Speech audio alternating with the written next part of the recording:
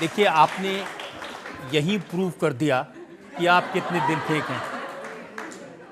गांव में लड़की के लिए भी गाना गाते थे, घर की दीवारों पर करिश्मा के पोस्टर लगाते थे, और जब आप फिल्म इंडस्ट्री में पहुंचे तो भी आपकी रेपुटेशन यही बनी।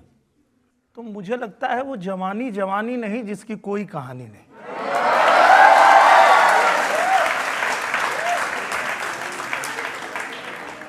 भैया ये जीवन मिला है, बाद में फिर मिलेगा कि नहीं मिलेगा पता नहीं है। तो हमको ऊपर जाके ये नहीं चाहिए कि भगवान कहें कि भैया तुमको सब कुछ दिया था तो तुम ऐसे ही कहाँ आ गए। तो इसलिए हम तो कोई मौका छोड़ते नहीं है। मैं भी मौका नहीं छोड़ूंगा। आपसे पूछ लेता हूं, आम्रपाली से आपका क्या चक्कर है?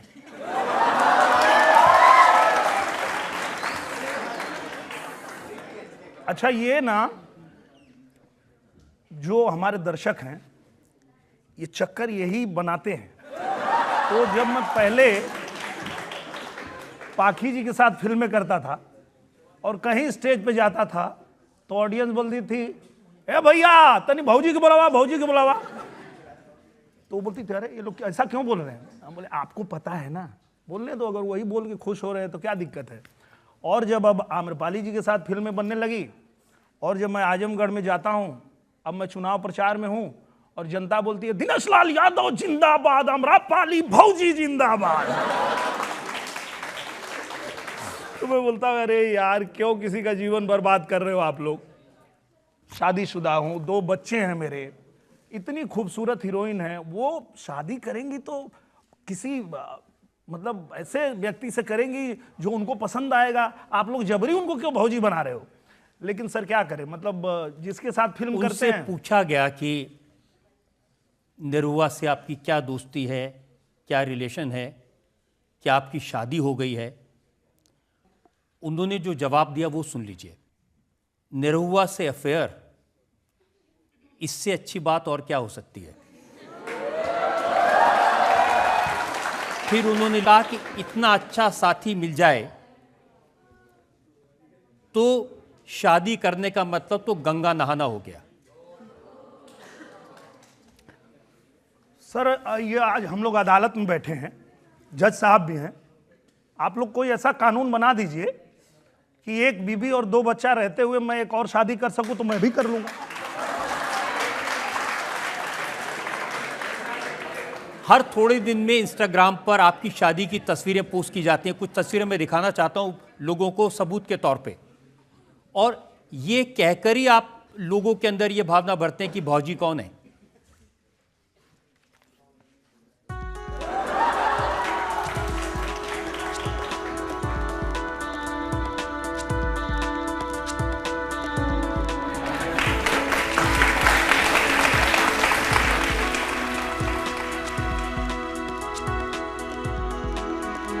हर थोड़े दिन में ऐसा लगता है कि आपकी शादी हो रही है आम्रपाली से। अब हर फिल्म में शादी होती है, क्या करें। और इस बात से ना मेरी माँ भी बहुत नाराज रहती है।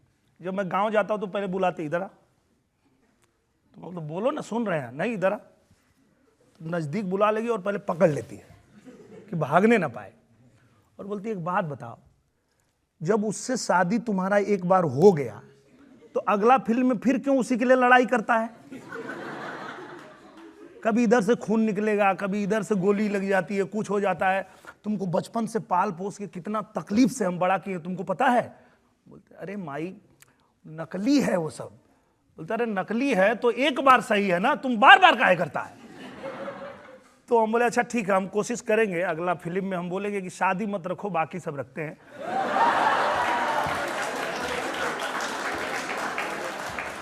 लेकिन ये तो सही है कि हर फिल्म में शादी होती है, ये तस्वीरें उस शादी की हो सकती हैं, लेकिन आप अयोध्या जाएं, रामलला के मंदिर में दर्शन करने के लिए जाएं तो आपके साथ वही हो। अब क्या होता है कि मान लीजिए कि कोई फिल्म हम कर रहे हैं जिस हीरोइन के साथ, या किसी शो में गए हैं किसी हीरोइन के साथ, और वहाँ कोई धार्मिक स्थल है और हम जा रहे हैं और हीरोइन भी करें कि अगर आप जा रहे हैं तो मैं भी दर्शन कर लूँ, तो मैं क्यों कहूँगा कि रामलला का मैं अकेले दर्शन करूँगा, आपको नहीं लेके जाऊँगा।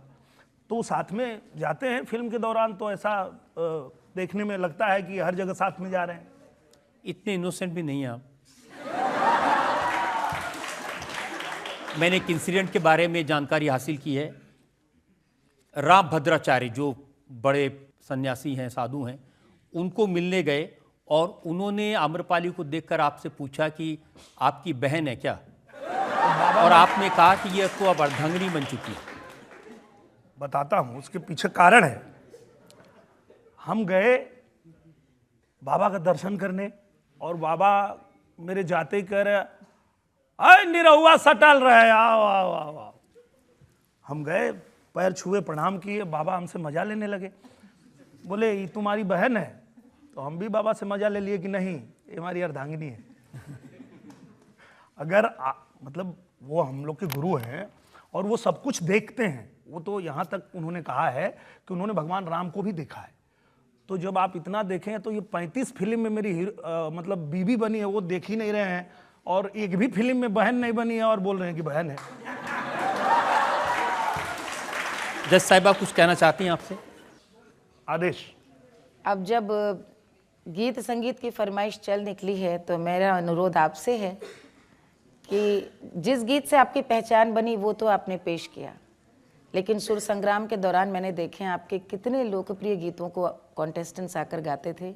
कुछ ऐसा पारंपरिक खाँटी लोकगीत सुनाए।